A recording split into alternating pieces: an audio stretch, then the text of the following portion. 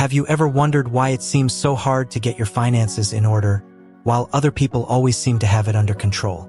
The truth is, the secret isn't in earning more money, but in knowing how to use the money you already have.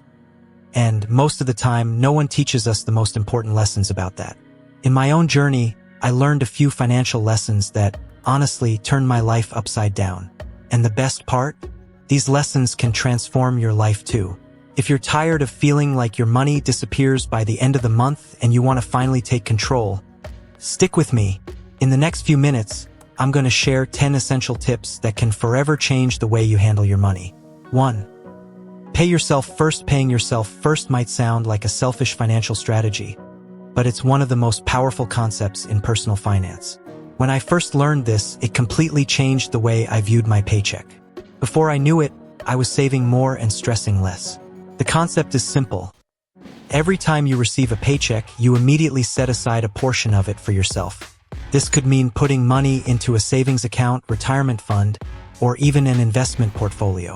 The idea is that you prioritize your future over current expenses, forcing yourself to live on less while ensuring that you're steadily building wealth. For example, let's say you make $4,000 a month. Before you pay rent, buy groceries, or indulge in a night out, you could automatically transfer $400, 10%, into a savings account. Over the course of a year, that's $4,800 saved without even thinking about it.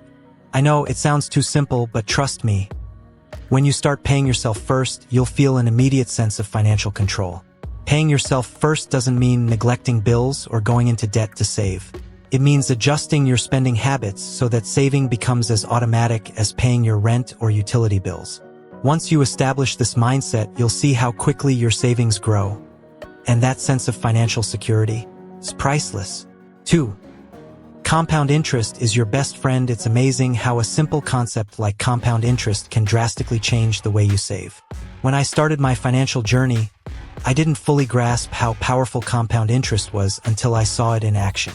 Compound interest is basically earning interest on the interest you've already earned. Let's take an example. Say you invest $1,000 at an annual interest rate of 7%. After the first year, you've earned $70. The next year, you're earning interest on $1,070 and so on. After 10 years, without adding any more money, that initial $1,000 will have grown to $1,967. It's the kind of growth that happens slowly at first but then accelerates over time. The sooner you start saving or investing, the more time your money has to grow through compounding. Even small amounts can become significant over time. Let's say you contribute just $200 per month to a retirement account that grows at 7% annually. After 30 years, you'll have over $226,000. That's right, $72,000 in contributions could turn into nearly $250,000, thanks to the magic of compounding. The trick here is patience. You won't become a millionaire overnight, but compound interest will work tirelessly in the background, growing your wealth while you focus on other areas of your life. The key is to start early, be consistent, and let time do the rest. 3. Budgeting isn't a restriction. It's freedom. I used to think budgeting was just another word for cutting back. But what I discovered is that budgeting is actually the opposite. It's financial freedom. Knowing exactly where your money is going allows you to spend confidently and guilt-free, knowing you're in control. Creating a budget doesn't mean you need to stop going out with friends or cutting your daily Starbucks run, unless you want to. It means understanding your income, your expenses, and being intentional with where your money is allocated. This can be as simple as the 50/30/20 rule. Allocate 50% of your income to needs, housing, utilities, groceries, 30% to wants, dining out, entertainment, and 20% to savings or debt repayment. For instance, if you earn $5,000 a month, you'd budget $2,500 for essentials like rent and food, $1,500 for fun and discretionary expenses, and $1,000 for savings or paying off debts. Once you've set these boundaries, the pressure to afford things fades. You know exactly how much you can spend without guilt. A budget isn't a punishment. It's a tool that lets you enjoy your money without stress. When you're intentional about your spending, you'll find you have more money for the things that truly matter, like that dream vacation or a new car. Budgeting gives you the freedom to enjoy life without constantly worrying about bills. 4.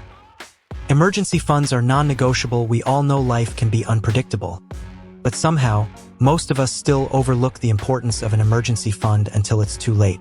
That was my case until a surprise medical bill wiped out my savings. It was a wake-up call. I needed to protect myself from future financial curveballs. An emergency fund is a safety net for when unexpected expenses arise, such as medical bills, car repairs, or job loss. Ideally, this fund should cover 3 to 6 months of living expenses. The exact amount depends on your situation, but the peace of mind it brings is invaluable. For example, if your monthly expenses are $3,000, you should aim to save at least $9,000 to $18,000 in your emergency fund. Building an emergency fund might seem daunting, but you don't have to do it all at once. Start small, maybe $100 or $200 a month, and let it grow over time. Even having $1,000 set aside can make a huge difference when the unexpected happens.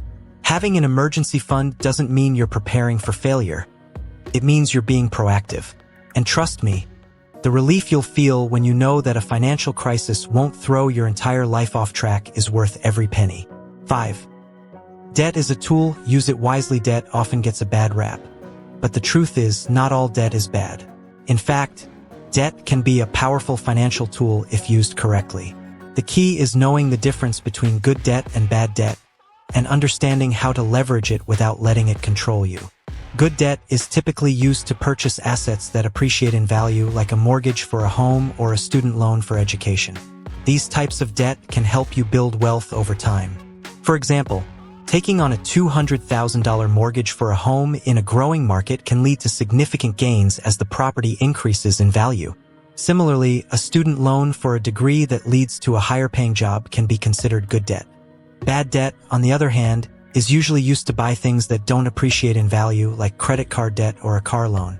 A $20,000 car loan might seem necessary, but cars depreciate quickly, meaning you're paying interest on something that's losing value.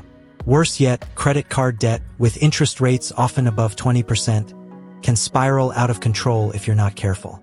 The lesson here is that debt isn't inherently bad. It's how you use it.